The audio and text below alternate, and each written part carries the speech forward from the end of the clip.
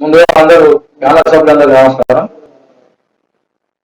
ఈరోజు అసలు ఇంకా 10 ఇయర్స్ కూడా పూర్తి కాలేదు, 9 ఇయర్స్ రన్నింగ్ అవుతున్నాయి. మరి 10 ఇయర్స్ ఉత్సవాలు జరపడానికి ముఖ్య ఉద్దేశం మరి అంతా పబ్లిక్. ముఖ్యంగా ఈరోజు నీళ్లు నిధులు నియామకాల ఏర్పడినటువంటి తెలంగాణ నీళ్లు ఎటు వెళ్తున్నాయో తెలియదు, నిధులు ఎక్కడికి వెళ్తున్నా అందరు మన రాష్ట్ర ప్రజలందరికీ తెలుసు. నియామకాల చూస్తే లీకేజీల వ్యవహారం కావచ్చు, ఇంకో వ్యవహారం కావచ్చు, పోస్టులు అమ్ముకోవడం ఇదంతా జరుగుతా ఉన్నది. ముఖ్యంగా ఈరోజు అవినీతి ఎక్కడ ఎక్కువగా ఉన్నదో అంటే అది తెలంగాణ కేర్ ఆఫ్ గా మారడం జరుగుతూ ఉన్నది. సో నేను చెప్పేది ఏంటంటే ఈ తెలంగాణలో ప్రవేశపెట్టే పథకాలు ఏవైతే ఉన్నాయో ఈ స్కీమ్ వెనుక ఒక స్కామ్ కనబడతా ఉన్నది.